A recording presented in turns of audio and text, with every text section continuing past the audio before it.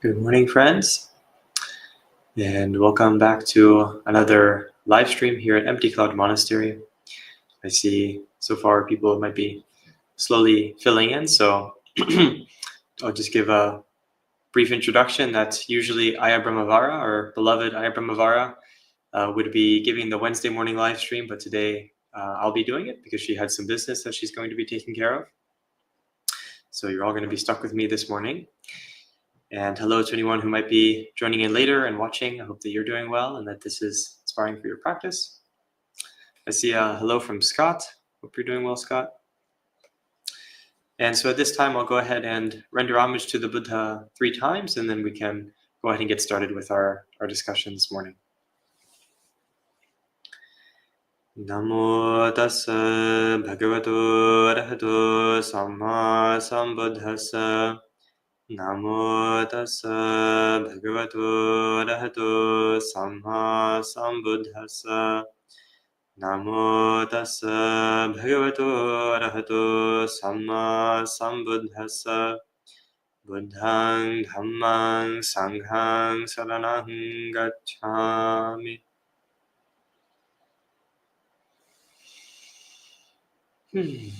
Okay, and a few more people joining in. Hello to Maria, Gregory, and Chittapala.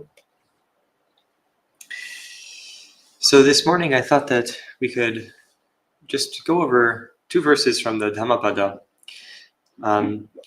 The other day we had the new moon here, and so the new moon in some reckonings of the lunar calendar, because in ancient India, the calendar that the Buddha would have been using and that Buddhists still tend to use today is a kind of lunar calendar that's tied up with the sun as well. And so the Buddhist holidays are based around the lunar calendar.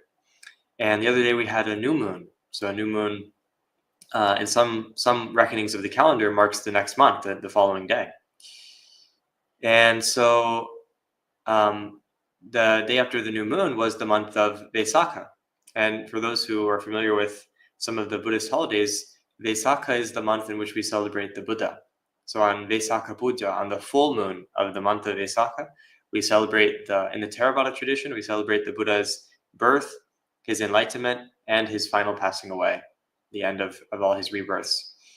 And in other traditions, on the Vesaka Puja, on the full moon of Vesaka, they celebrate the Buddha's birth, and perhaps maybe some celebrate his enlightenment, but I believe mostly it's his birth which is celebrated on Vesaka Puja. So whether you celebrate all 3 in one or you celebrate just one of them, but all Buddhists celebrate something on Vesaka Puja. And so it's called Buddha Day, usually. In Thailand, they call it Buddha Day. And so Vesaka Puja is kind of the crown for the entire month of Vesaka, which we could call Buddha month. So Vesaka is Buddha month. And here at the monastery, we started reading just one little verse or section from the Dhammapada every day at the mealtime. Excuse me. And when it turned into Buddha month, when it turned into Vesaka, then we decided we would go through the chapter on the Buddhas in the Dhammapada.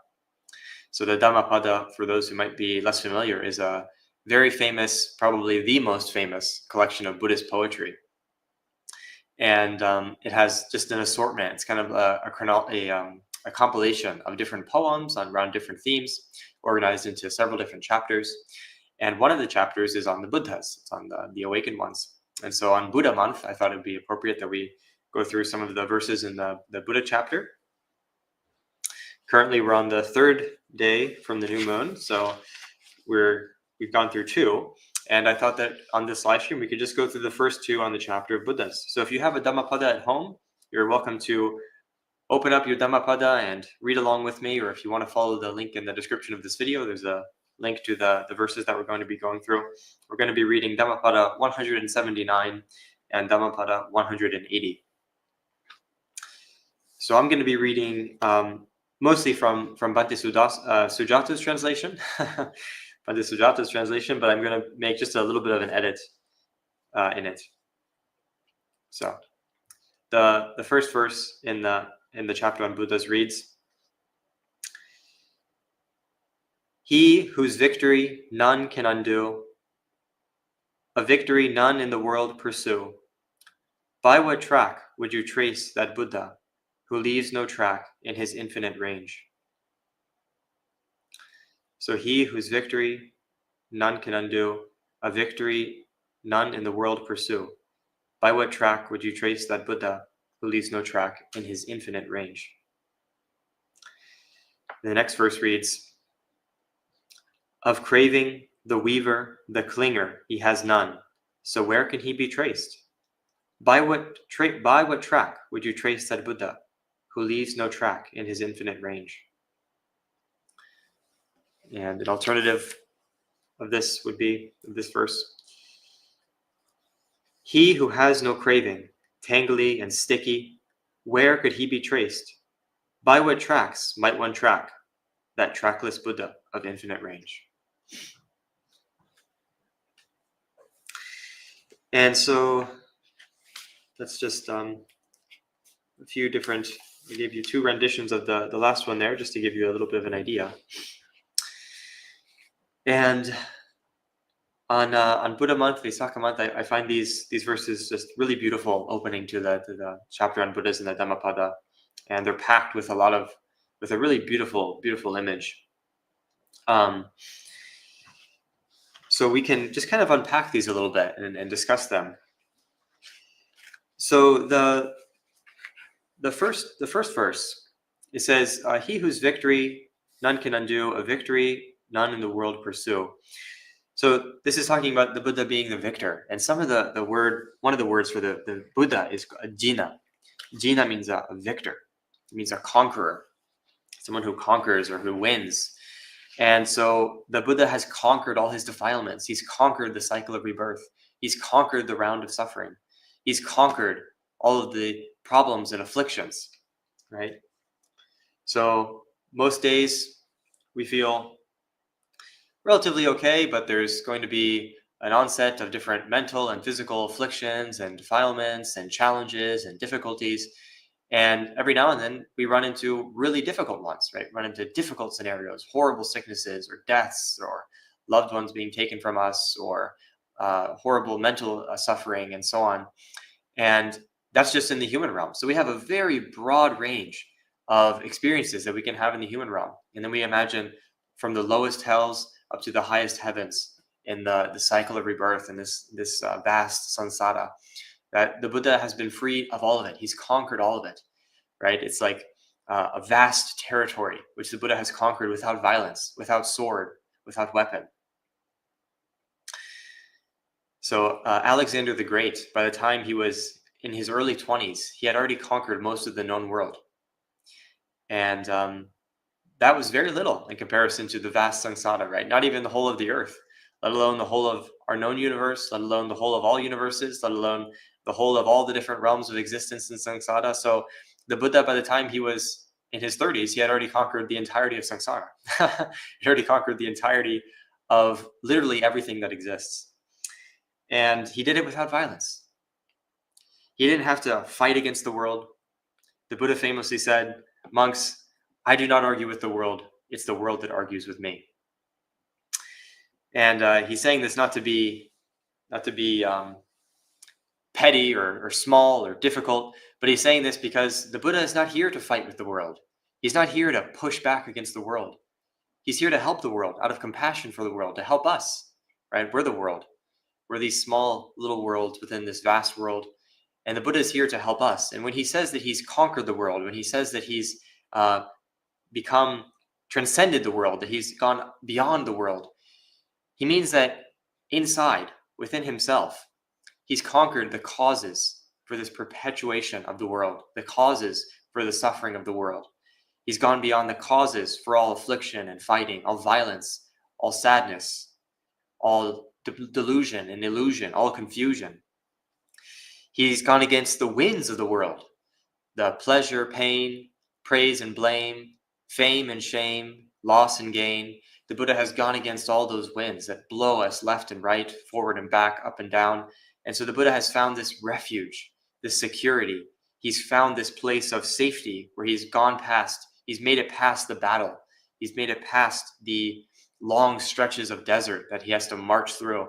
He's made it past all those difficulties. He's got to the other side. He's made it to the far shore, and then he teaches the world out of compassion. And so his victory is one which none can undo. It cannot be undone. Right? What is the history of the world, friends? When we contemplate the history of the world, you contemplate the history of an empire, even a great empire, a vast, powerful empire. Eventually, that empire falls. Empires too, conquerors too, victors too, lands, territories, they rise, they come, they last a while, and then they fall. Someone else undoes what the previous victor had conquered. Someone else conquers the previous land that someone else had taken over.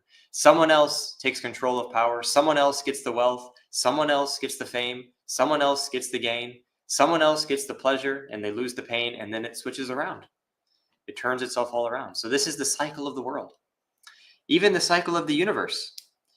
In the Buddhist conception of the universe comes into existence, or you could say that it contracts, and then it starts to explode back again. It starts to arise again, and everything starts to come back into the world. Everything starts to expand. Beings start to be reborn back into different stations and cycle around. And then after a long, vast time of expansion and being open, the universe starts to contract again. Everything starts to come down. The heavens start to fall. The stars fall from the sky. The hells start to close up. The earth gets destroyed, and everything closes back in on itself before it explodes again. So from a Buddhist perspective, even the universe itself rises and falls. There's no exception, not the slightest mote of dust, not the highest peak of spirituality, not the lowest pain and depression. None of it lasts. And so most victories, they can't last, right? It's not possible. It's not possible. You conquer one continent, even if you last as long as the history of the earth, eventually the earth will be destroyed. You conquer Mars, eventually Mars will be destroyed. You conquer the whole solar system, eventually it will all be destroyed. You conquer the whole universe, eventually it will all be destroyed. And so most victories, they're undone, either by someone else who comes in and wipes everyone else away, who takes power, or by the universe itself. And usually, well before the universe undoes our victory, well before some external event undoes it for us, even the greatest victors who can't be conquered and who last a long time, who conquers their victory? Who undoes what they've done? It's death, right? So even if we last a long, long time, no difficulties in what we've accomplished in our lives, all the goals we've met, all the accomplishments we've reached after so much struggle and difficulty, all the gains that we've hoarded up and saved, eventually death comes knocking at our door, and it takes away everything that we've gained. It takes away everything that we've conquered, everything that we've won. And so long before the universe contracts and closes in on itself, death closes in on us, right? So what is special about the Buddha's victory? The Buddha's victory is one that cannot be undone. He's won what cannot be undone. He's conquered what can't be unconquered. He's a victor that can't be dethroned, that can't be taken down, can't be dismantled. Because the Buddha's victory is not one of building up an empire. It's not one of establishing a house or establishing an entire nation. It's not one of establishing his own reputation, of establishing his fame and his person. But the Buddha's victory is one of taking down, is one of deconstructing. The Buddha's victory is one of dismantling, of letting go. That's the Buddha's victory, one of letting go. Famously, another verse in the Dhammapada, which is attributed in the tradition to the Buddha after he attained enlightenment. And he said that he had dismantled the house. He had taken down what the house builder had built. He had taken away the ridgepole and the rafters. He had deconstructed the house, and no house would be built again for him. And the house builder is craving. Craving is this force within us, friends, who pulls us forward, who drags us through the realms of existence. We can't let it go by a power of will. We can't determine it away. It drags us forward. It builds new houses. Every new life, it's like moving houses. Every new state of existence, it's like moving houses. And even within this life, we move houses. Even within this life, we're not satisfied in our house, right?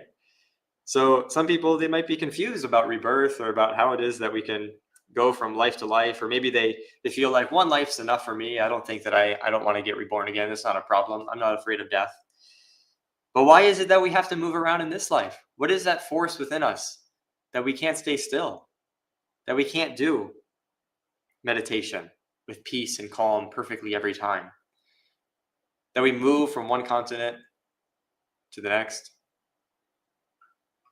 right? And even the Buddha himself traveled around, and the Buddha himself moved houses, and monks live itinerant lives. And so traveling around is not itself a problem. Moving around is not a problem, but there's often something within us that it needs to move. It feels compelled to move and to build, to do, and to construct.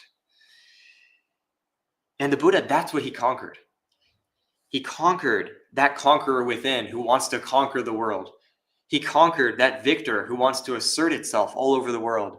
He conquered that little person inside who wants to be the king of everything, who wants to control and power and manipulate and maintain and protect and guard that within ourselves, which tries to conquer and win and assert itself over others. That's what the Buddha had conquered. He dismantled that within himself. He dismantled the house builder. He dismantled the nation builder. He dismantled the power wielder. And so it can't be undone, because all victors who could come later and conquer what he had conquered, all the military campaigns which could then take over the land that he had gained, the Buddha's victory wasn't of getting land that he had to protect. He got rid of any possible military campaign, any possible victor or conqueror, any possible leader of battles. It was all gone within himself. So no one else could move in and take over his land. He had no land. He had no home. He had no settlement. And so nothing could be conquered. Nothing could be undone. There's nothing to take, nothing to steal, nothing to win, nothing to lose. So that's the Buddha's victory. It's a paradoxical victory. He conquered what wanted to conquer. He settled no settlement. His home was no home. Recently, one of the monastics who's staying with us here was telling a story of a story around the Buddha and their tradition. And I'm not familiar with the story in the Theravada tradition, though it might be there, of the Buddha instructing the monks that they shouldn't stay under a tree. So sleeping under a tree in nature, you might think, oh, so spacious and vast, right? Just the leaves over your head to cover you from the sun and the rain. And the Buddha instructed the monks that in this story, they shouldn't stay under a tree for more than 3 days. Why is that? Because if you stay under a tree for more than 3 days, you might get attached. You might want to stay. It's like, oh, this is a nice tree. Very nice, very peaceful and shady. So open and nature, so beautiful. So even the most spacious time, we can just ruin it. We ruin it for ourselves, right? We can't be content. We want to stay there. So even when we're staying in nature, it's like, oh, nature's so nice. I think I'll just settle down. But nature itself doesn't settle, right? Trees, even the biggest trees, the most beautiful trees, some trees are so beautiful, so big, so much history in there, but they eventually pass. Trees grow, and at no point is a tree stable. At no point can we look at a tree, at a piece of nature, and say, this is how it is, right? At no point we can say, this tree is like this. This is its true nature. Because eventually, just a split second later, even the oldest, most slow-growing tree will change. The wind will blow the leaves. The insects will eat away the bark. The tree will slowly expand and absorb nutrients from the soil. So a tree is a process. A tree is this fuzzy, blurry event which has no fixed beginning or end. It's something that's very ill-defined. And so even something slow and fixed like a tree, it's changing. It's not stable. It's subject to causes and conditions. And so even something like that, we can't say this is how it truly is, because even just a split moment later, it will switch around on us. It'll do a little swirl around, turn its back and walk away. Even something so stable like a tree, it walks away from what we think it is. And there's a very famous quote from the suttas, a very famous line, which the Buddha repeats in different places. It's so beautiful. And it's, Yena yena himanyanti tatotang hoti anyatha. So however we conceive it to be, it will turn out other than that. However we imagine it to be, it turns out to be different than that. So, and especially this teaching applies to ourself, though, not just other things, but especially ourself. Yena yena himanyanti tatotang hoti anyatha. However we imagine ourselves to be, we turn out to be different than that, right? We think, I'm so bad, but actually we turn out to be different. We change, we get better. I'm so good, but then we lose our skills. I'm so tall, but then we get short. I'm so short, but then we grow up. So we constantly change. We can't, our image of ourselves is always changing and shifting and moving. And so the Buddha realized this, and he realized it fully, so that he realized that the only thing he could conquer, the only thing he could settle in on, the only thing that he could be stable in was actually no stability. It was letting go of everything, not being fixed on anything, not imagining anything to be any particular way. And especially of all, not imagining himself to be a particular anything or any way, right? So the Buddha, that's his victory. It's this victory over this fixating mind, this mind which wants to settle down. Famously, or actually I should say not so famously, many people know the story of the Buddha going forth, and they might know the story of him conquering old age, sickness, death, right? The divine messengers, as they're called. And so that's part of the story of the Buddha going forth. But there's a less well-known story. There's a less well-known story of the Buddha leaving home, becoming a homeless monastic, and practicing to attain enlightenment. And in that story, the Buddha says that he will extol how it is that he came to go forth, how it is that he left his wealthy aristocratic family, left his family of conquerors, of victors, of fighters, of royals, and the people who had the power over the land. He left that behind to become a different type of victor. And he says that what he did was he looked around him. He looked around the vast territory that he knew, and he saw nowhere that was unsettled. Nowhere that someone hadn't laid claim to the land, who hadn't conquered it, who hadn't achieved some kind of victory in a battle over that land. It was all conquered. It was all taken over. And yet, even when they had their land, they couldn't stop fighting. They couldn't stop fighting with one another. They couldn't stop battling one another, what they had already won. They had already fought a battle, acquired a land. Everyone had one. There was no land that wasn't taken, but they couldn't stop taking more. They couldn't stop fighting over it, switching it around, trading around the same stuff, killing each other. And he said that he found no home. There was no safe place, right? That's horrible. So he decided that he would go home. He would leave the home life. He would no longer have a home. He was like, well, I can't find a home, so I guess I won't have one then. And he became a homeless monastic. And then eventually, at the end of his journey, he dismantled the house builder. He dismantled the drive which wanted a home in the first place. He said, well, I can't find a home, so I guess I'll leave one. But within ourselves, we still want a home. Even a tree, we just stay for a few days. We want to turn it into our home. We want to settle down, right? We want to start moving the family pictures, maybe hanging them up on the tree wall, start nailing in the bark all our memories. We start writing in the bark the names of all the people that we know and all the memories that we have. And we can't even be free just under a tree. So the Buddha is saying, I can't find a home. He goes free, and then he conquers that home builder within himself. He conquers that victor within himself. And so it can't be undone. No one can undo it. So that's amazing, right? That's amazing. That's so much harder to conquer than land. So much harder to conquer than a people. It's so much harder to convince ourselves to be peaceful than to convince a people to violently assume a nation, right? So we shouldn't look up, people, friends, us. We shouldn't be looking up to the conquerors and the rousers and the yellers and screamers and battlers of the world. We shouldn't be looking up to those as our heroes, right?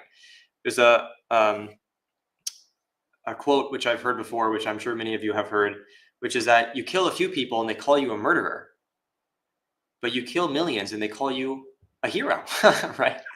Alexander the Great, he's called, but he actually did horrible things, right? He was not great from a Buddhist perspective. So those people should not be our heroes. Those should not be the real victors. We shouldn't say, oh, they won. They lost, right?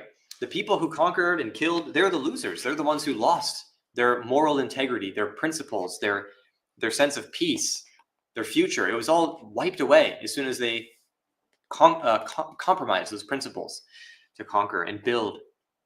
So the Buddha, the Arahants, those are the real victors who we should be looking up to, who are worthy of respect, worthy of honor, right? Worthy of offerings and praise.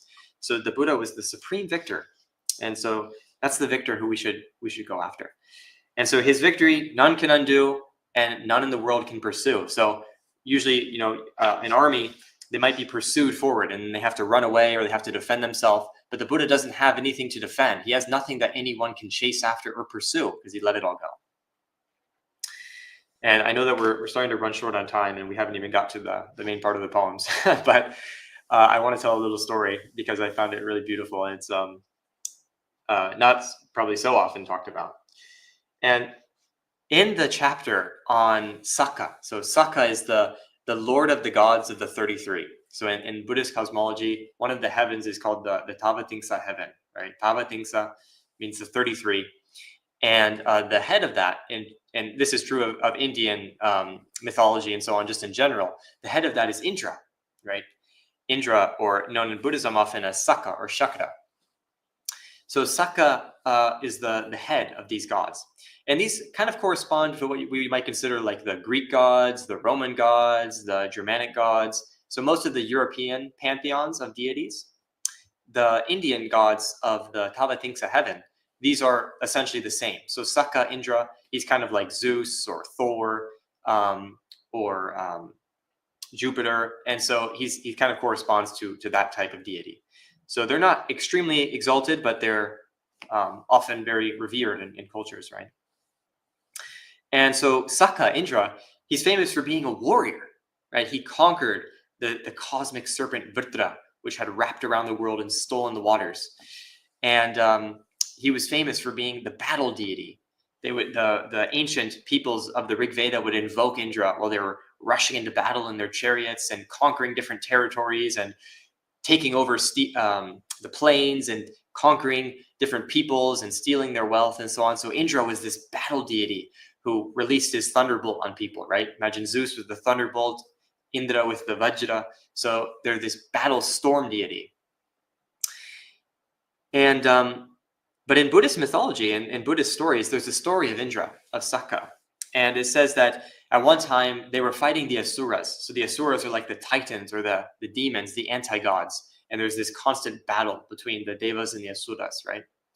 So the Asuras are these other types of deities who were thrown off the mountain.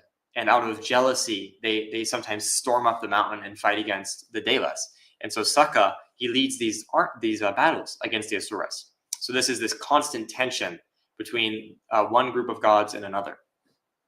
And the story is that at one point, Saka was in his chariots, and he had his charioteer, famous charioteer, Matali, and they're in the chariots zipping through the mountain, the great Mount Sumeru, and they're zipping through. And at a certain point, they get to this dense area of trees. And they get to this dense area of trees rushing through in their chariots. And the charioteer, Matali, he tells Saka, he says, "Lord, we're coming up on these little nests, little bird nests of the Garudas or the Supannas. So there's these kind of these bird spirit beings that are in their nests in the trees. And he says, we're coming up on the nests. And Saka says, stop, halt the chariots, stop the chariots. And they slow down and everyone stops. And he says, we can't hurt the little birdies. We can't hurt the little nests, the birds in the nests. Turn around. It doesn't matter if we lose the battle. Turn around. We're not going through these bird nests. And so Saka, because of his moral principles, his moral integrity, he turns the chariots around and they start going back. And the Asuras in this, who were chasing, they were pursuing Saka. All of a sudden, the whole army turns around and starts running towards them. So the Asuras think, oh my God, they have reinforcements. We need to go. We need to go back. They're going to take over. And so the Asuras, out of fear that Saka has a whole new master plan with a whole reinforcement team to take over the Asura army, they turn around and they run away. So originally the Asuras were pursuing Saka, but because of the fear of damaging the birds, Saka turns around, and then the Asuras get afraid and they turn around and they run away. So the whole thing kind of turns around on itself. And so you see this switch, right? So originally Saka is this violent storm war deity, but in this Buddhist story, he doesn't want to hurt the birds in the trees. And it ends up that's actually how he wins the battle, because the others, they think, they become afraid of him because they're thinking that he's going to conquer. So, how often is that true of us, friends, right? How often do we run in fear from something that we feel is chasing after us? But when we finally we come up against a wall and we're faced with a choice. When we choose what's good, when we choose what's right, when we choose what we know we should really do, not what's in our interest, not what we prefer to do, not what's more comfortable for us, we step outside of that comfort zone and we have faith. We trust in something beyond us. We trust in moral goodness. We trust in these principles within ourselves, and that's where we're going to find a more stable sense of peace.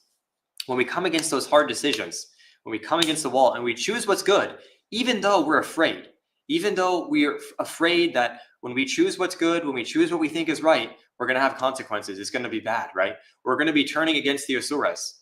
So we don't want to hurt the birds. We turn against the birds, and now we're facing our enemies head on. They're coming at us full speed down the mountain. And all we know is that we don't want to do the wrong thing. But so often when we do that, actually it works out. It works out okay. Everything's all right.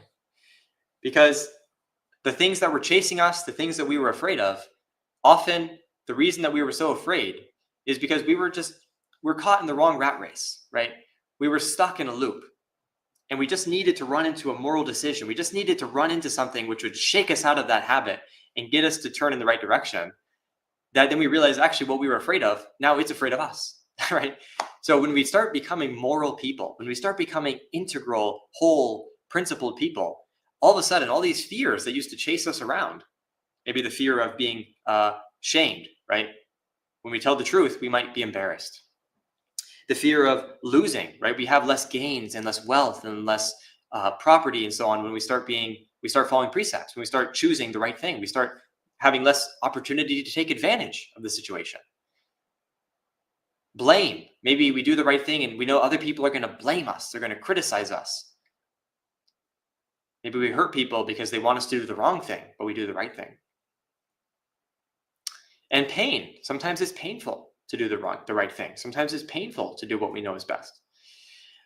But when we go against those winds, when we face the wind, which was chasing us and pushing us forward, when we face that head on, then actually we find, well, when we do the right thing, it doesn't matter if people criticize or if we're shamed or if we lose our fame or if we lose our gain or if we lose our pleasure and have to face the pain. It doesn't matter, because when we trust in that, then actually the shame is no longer shameful.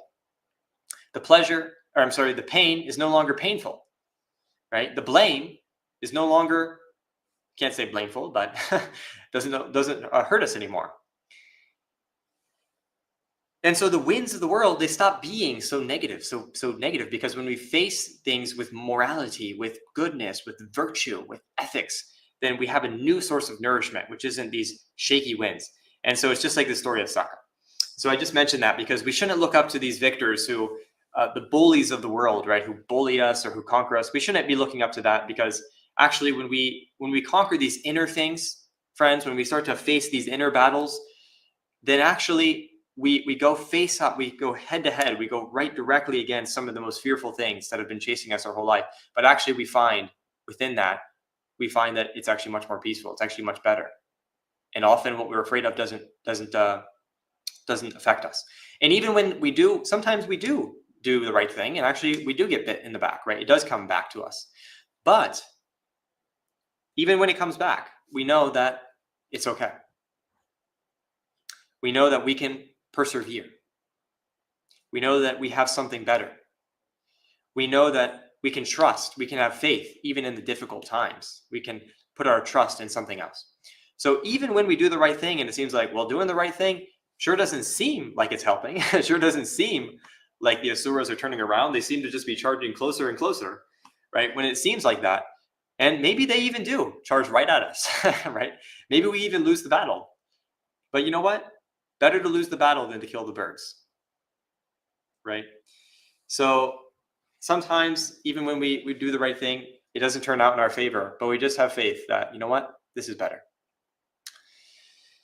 So that's what this comes to mind for the victor. And so then we can get to the real interesting part of this, which it says, I'll read two versions of it. So, by what track would you trace that Buddha who leaves no track in his infinite range?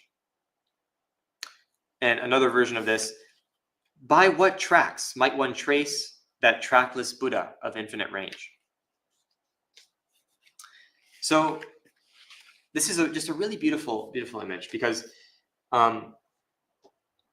the Pali says, Tam buddhamananta gochirang apadang kena padena nesatha. So Tam buddhamananta gochirang. So that Buddha of infinite range. He has infinite range. Gochara is like a pasture where a cow goes to eat. Go means cow, and chara means walking around, wandering around. So the gochara is where the cows wander, right? It's where the cows wander. And if you know cows, they wander. They don't, they're very, they like to settle down in pastures, and they like to walk around. I remember one time in Italy, we walked up to this, we were in a mountain range, and there were wild horses running. And at a certain point, we get through the foggy, kind of snowy interpass where there's these trees, and we walk through and we open up, and there's this vast valley, and there's mountains all around it, and there's this big valley, this field. And in the field, we hear these bells, ding, ding, ding, ding, ding. These, like, so romantic, just kind of the wind blowing these cowbells towards our ears as the kind of fog is blowing over the valley and the mountains all around. And you hear these bells, and there's cows inside in this, we had walked a long way, and there's cows in the mountain and they're eating grass, and they're just chewing, they're just walking around, and some of them are laying down in the field, and some of them are kind of, slowly moving, and some of them have their babies. And there's these cows there because the farmers let them out to wander around all around the place and eat grass. And then when the season's over, the farmers will call the cows back home. So cows, well, they wander around. And the Buddha, it says he has ananta gochara. So his pasture, his range, where he wanders around, where he can explore, it's infinite. There is no limit. There is no end. It's not like the Buddha, he only has a certain amount of knowledge. The extent of where he can go he's everywhere. He has conquered, as we said, the entirety of samsara, the entirety of existence, the entirety of the cycle of everything. He has access to all of that. So the Buddha has access, again, to the lowest hells, to the highest heavens. He has access to all the minds of all the humans, all the minds of all the beings in the world. He has access to everything. His pasture, his range, where he can go is infinite. The extent of his knowledge is infinite. Not the slightest corner of samsara is he going to be surprised by. Not the slightest little bit is going to catch him by surprise, is going to shock him, or is going to bring him out of his element. So his range is infinite. He can go everywhere. And yet, he leaves no tracks. He can step everywhere, but he leaves no footprints. His range is infinite, but he has no home, no pasture. So there's this dichotomy, right? This paradox. The Buddha has infinite range, but no tracks. Infinite wandering, but no footprints. Infinite pasture, but no home. And so the Buddha, he leaves no tracks, no traces. Another image for this in the Dhammapada is a bird flying through the sky. Sometimes when a deer or a land animal walks, you can see their footprints, right? You can follow where they went. But when a bird flies through the sky, they don't leave any footprints. So the Buddha is like that through the entirety of samsara. He can go everywhere, he can be everywhere, he can do. He has access to all these things, but he leaves no footprints, no traces. He's trackless. You can't trace him. And what is that, friends? What is that referring to? It doesn't mean that when he's walking through the mud that there's no physical footprints, right?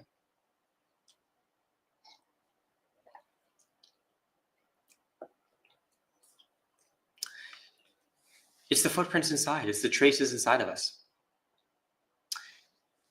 The next verse to expand on this, because I find it helpful, it says, of craving, the weaver, the clinger, he has none, so where can he be traced?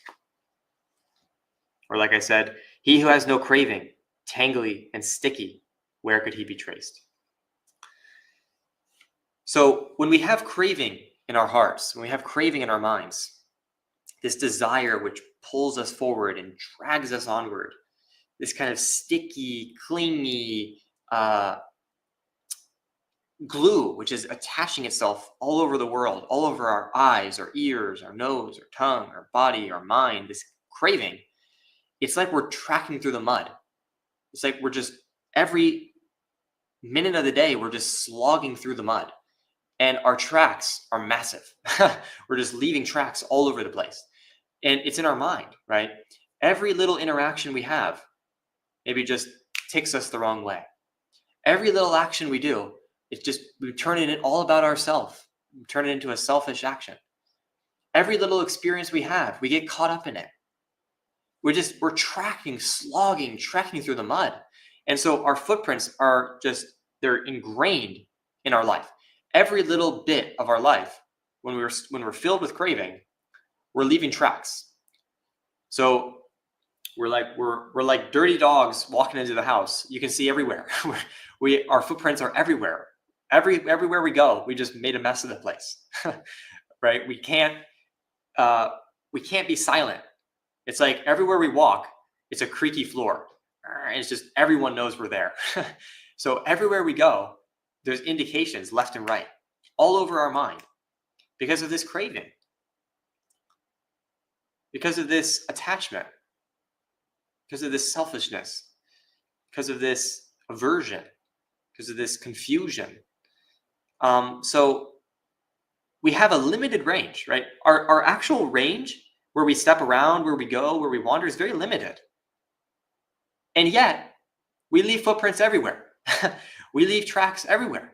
If someone looked into our mind, they could trace every little last bit of what we've done, every last thought, every last emotion. It's all trackable. It's all traceable. But the Buddha has infinite range, much, much larger to wander around, much, much more land to step on, much more sky to fly through. But he leaves no traces, no tracks. So who's the hunter? Who's the tracker? Who's the tracer? It's Mara, right? Mara is this the hunter who's always trying to get us, always trying to hunt us down. And so we leave these tracks, and then the hunter can follow our little footsteps and find us and get us every time. So we're not safe. We have a little land, a little pasture we wander around, and the hunter knows exactly where we're at because we leave our footprints into the valley, into the pasture, into the place where we're resting around. So the Buddha is trackless. And so what I take this to be is, one, we can have inspiration. We can build faith in this teaching, right? We can inspire in our hearts and uplift our minds and look to something bigger and trust in the vast potential that the Buddha had realized. And we can see just the inspiring potential in that. Imagine what we can do, right? We can conquer the entirety of samsara without violence. We can conquer, just by conquering this one thing here, we can have infinite range out there. Just by cleaning up this one thing in here, we don't leave any muddy footprints, any tracks anywhere else. So how can we become more trackless? How can we become more traceless? How can we leave less traces and tracks for the hunter to follow us and get us? How can our mind be less sticky and clingy and weavy and like a spider web who catches itself in the web? Like a spider who catches itself. And then we feed on ourselves, right? So how is it that we can do that? How can we be more trackless? And just looking to the Buddha as an example is one starting point, right? The possibility that it is possible to become traceless, trackless, but have infinite range. And one way that this starts is through generosity. The very basis of the practice, generosity. Right? Because when we have lots of stuff, when we hoard up lots of stuff, and I mean also mentally, right? When we mentally are holding on to so many things, it's very easy to find us. Very easy to track us down. Our traces are very big. Our footprint is very large. But when we start giving away, when we start giving, we start cleaning up those tracks. We start getting rid of the mud. We start making our footprint smaller, our imprint on the world smaller. Our mind becomes lighter. And when we start giving, we start finding a joy which comes not from having, not from acquiring, not from leaving our imprint in the world and leaving our mark on everyone else, but it comes from letting go. It comes from giving away. It comes from relinquishing. And it builds space, right? Instead of slogging through the mud, there's more space in the mind. There's more space in the heart. So we leave less tracks. So when we give away, when we find the joy not of having, the joy not of getting, the joy not of taking, but the joy of letting go, then we start to build that space and we start to have less tracks. The little things in our life, if we lose them, it's okay. It's actually better that we can give it to someone else if we have the opportunity than that we can hoard it ourselves. So when someone comes and they start to look through our inheritance and they look at our will and where they need to give everything away to, hopefully, it's breezy, it's easy, right? We can start doing that before we die. We can start just giving everything away, right?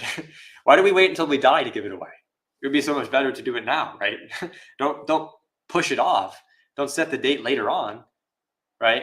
Then it's just more painful. Then you have to let go at that time. How about we let go now? And so then it's actually easier. So we can leave our will now, right? Our will can be give things away, start giving away now.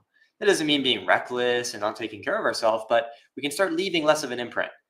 And so the irony in this is actually that when we leave less of an imprint in our mind, when we have less clingy, sticky craving to leave tracks wherever we go, then actually we leave a better imprint on the world, right? Imagine the imprint of the Buddha and the great Arahants on the world. It's vast, it's massive, it's great, it's inspiring, right? Because when we help others, when we do good, when we give, when we're sincerely generous, not to get back, not to get in return, not to be recognized,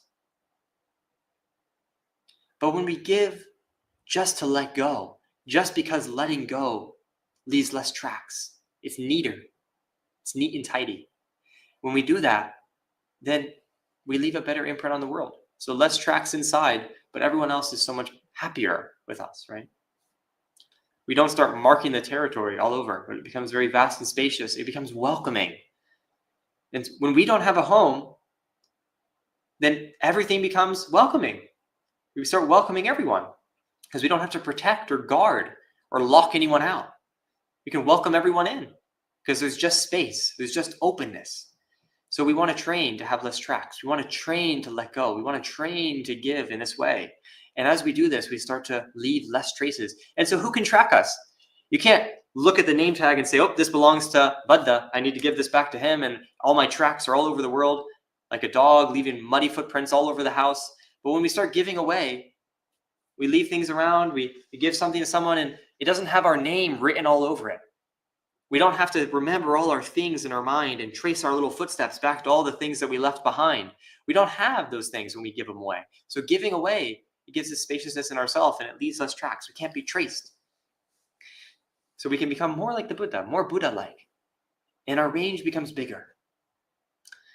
Right? So less footprints, less stepping, and yet we can wander wider. So we can just reflect, like, how can I become more traceless? How can I become less trackless? How can things leave less of a trace on me? How can they not imprint on my mind? Right? And as we practice generosity, then we practice sila. We start practicing virtue, morality. As we practice virtue and morality, we start not doing. We start letting go of our actions, letting go of doing, letting go of pushing on the world, becoming more moral, more virtuous, more integral, more whole. So we start becoming more wide, more open, more vast, more sufficient in and of ourselves, more full and complete, and yet more empty, right? Less doing, less self-protect, less reputation to guard, because we'll just, if our reputation is going to be lost to the wind when we do good things, we just train to do good anyway. We just have faith in the goodness itself.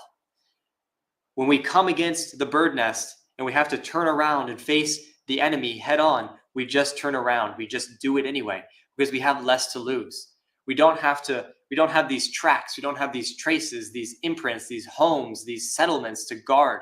We just do it. And so becoming virtuous, it gives us this freedom inside. When we have more, friends, we're more defined by those things. So actually, the more stuff we have, the more anything we cling to, we define ourselves by that. Like, I am this, I have this is me. So when we define ourselves by something, we make a limit. Define means put an end. It means put borders up. So when we define ourselves by having, by taking, by having to protect, whether through holding on to things or compromising our virtuous principles, when we define ourselves in that way, actually we're putting a limit on ourselves. But when we give freely, open-handedly, when we do good and have faith in goodness without want of reward, we put less limits, less definitions, and that means more free, more spacious, more open, more vast, more complete, more whole, more happy. And so our range becomes more and more expansive as we leave less and less footprints on the world. And then we start moving into renunciation. We start moving into renunciation and meditation. We start being more mindful. We start protecting our senses. We start doing all these more interior practices as we train our mind through our body and our speech. And we start to work directly with the mind. We start to work directly with those intentions. We start to work directly with what leaves the footprints and the traces on the world. And when we encounter something, we leave it just to be as it is. We just practice this mindfulness, this calm, this clarity, this peace, this acceptance, this patience, this endurance. We let it be. We let it settle. Like mud settling in water.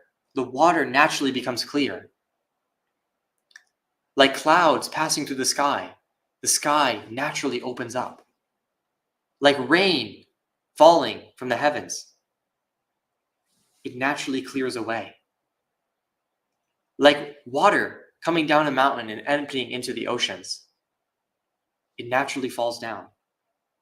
So naturally, as things settle, naturally as we become more peaceful, as we develop our meditation and we allow ourselves to become more still, things naturally settle and become more clear.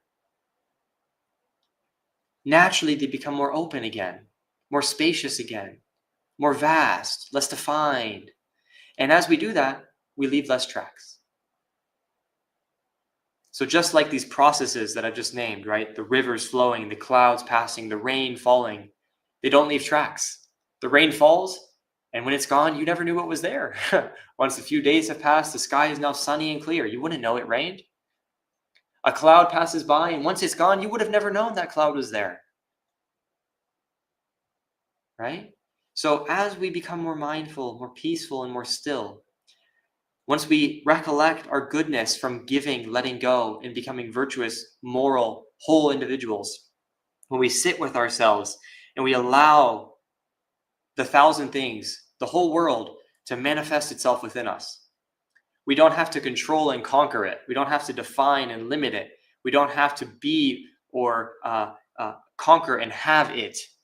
But when we just let it unfold, when we let the present be present, when we let the present present itself, right? Why do we have to be in the present? The present is already here. Just let it be. We don't have to be in the present. We have to let the present be. We don't have to be present with the present. We have to let the present present itself, right? So there's all these beautiful puns in English because of the word present, which we can just take advantage of. Remind ourselves in meditation. We don't have to be present. Let the present be. We don't have to present ourselves in meditation. Let the meditation present itself to us in the present. And when we do that, everything opens up.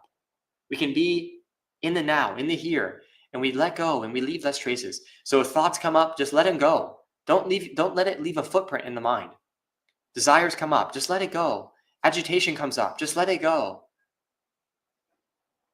And then as we wander through the world, as our pasture starts to expand, as we meet people with kindness and gentleness, with an open heart, we don't need to get ticked off and annoyed or dominate. We just let it be and let it go. All our experiences are like clouds passing through the sky. And even the sky itself will close in, right? As we talked, even the universe itself will close in. So as we let go, every little thing, the impermanence of it can start to open up. It can start to pass by and pass through. And the vast spaciousness of having no fixed thing, of having no settlement, not having to imagine things to be away and hold them on and protect them, then they start leaving less tracks. And instead of walking through the mud, we can start soaring through the sky. Right? And so we can just ask ourselves, how can I be more trackless? How can my range be more vast, but my footprints be more shallow?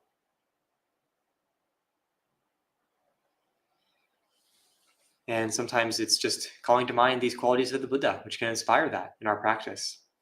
When the meditation is difficult and it seems like we're slogging through the mud, just remember the birds through the sky, the trackless Buddha. When we want to conquer and win and we're compromised and we need to make a tough decision, we remember the Buddha's victory, which can't be undone. The victory of not needing to be a victor. The victory of being a loser. As we saw with Saka, he was willing to lose. And so these are some thoughts for the morning on these Dhammapada verses. And so thank you all for joining and sharing. And I really rejoice in your practice and your listening. And just really, really beautiful that there's people interested in the Dhamma and developing these qualities. So really happy for you, and sadhu and amodana for all the great merit and the great goodness that you've developed if you've listened to the Dhamma talk and reflected and brought it in. So sadhu, sadhu, sadhu to all of you. And at this time we can say 3 sadhus together to the Dhammapada and to the teachings of the Buddha that we've been recollecting together. Sadhu, sadhu, sadhu.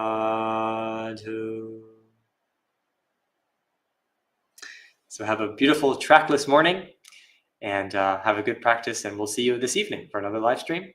And we'll see you on Sunday for Vesak Puja.